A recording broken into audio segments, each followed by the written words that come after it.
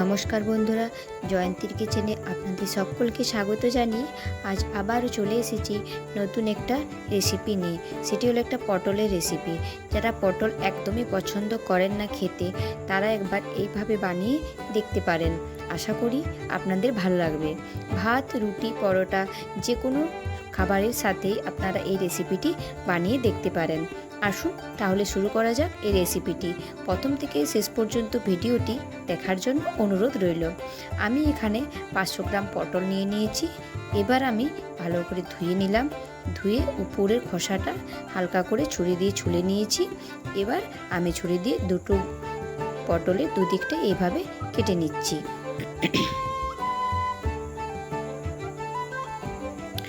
পটলগুলো এইভাবে আমি দুখণ্ড করে কেটে নিলাম। আপনারা আপনাদের পছন্দ মতো যে কোনোভাবে কেটে নিতে পারেন।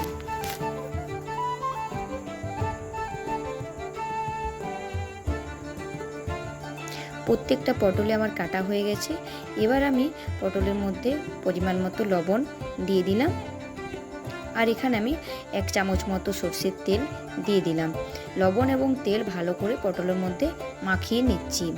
মাখিয়ে নিয়ে 10 থেকে 15 মিনিট এগুলো আমি রেখে দেবো রেস্টে। এবার একটা পেস্ট বানিয়ে নিচ্ছি। এখানে আমি 1/2 চামচ সাদা সরষে নিয়েছি, আর 1/2 চামচ কালো সরষে নিয়েছি, আর 1 চামচ আমি এখানে পোস্ত নিয়ে নিলাম। আর অল্প পরিমাণে আমি এখানে আদা আর 3-4টে কাঁচা লঙ্কা নিয়ে নিয়েছি। জল দিয়ে এটা একটা ভালো করে মিহি পেস্ট বানিয়ে নেব। এদিকে আমি গ্যাসের মধ্যে একটা কড়াই বসিয়ে নিয়েছি। কড়াইয়ে আমি এখানে তেল দিয়ে দিলাম। তেল দিয়ে পটলগুলো এবার আমি ভেজে নিচ্ছি। প্রত্যেকটা পটল আমি একবারে ভাজবো না, আমি দুবারে এখানে পটলগুলো ভেজে নেব।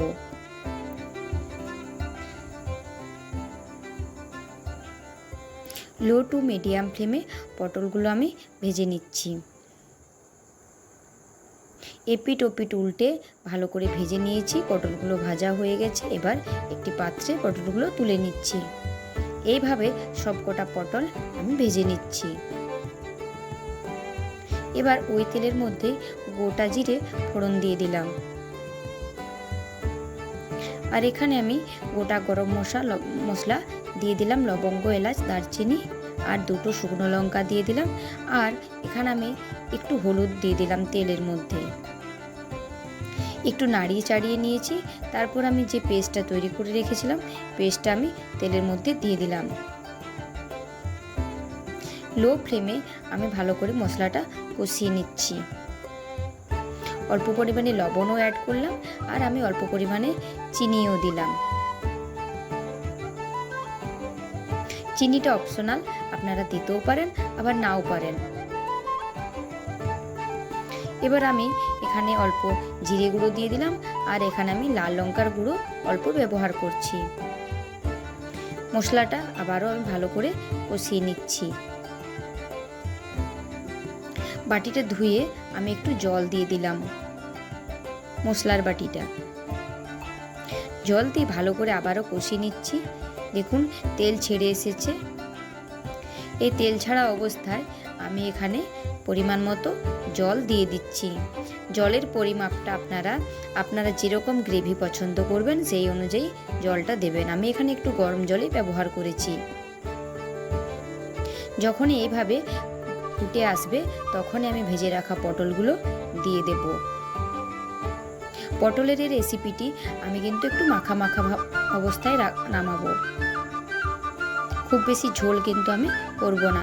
পটলগুলো দিয়ে আবারও 2 মিনিট ভালো করে ফুটিয়ে নিচ্ছি, যাতে পটলের মধ্যে গ্রেভিটা ঢুকে যায়। এবার একটু কাসুরি মেথি আমি ছড়িয়ে দিলাম।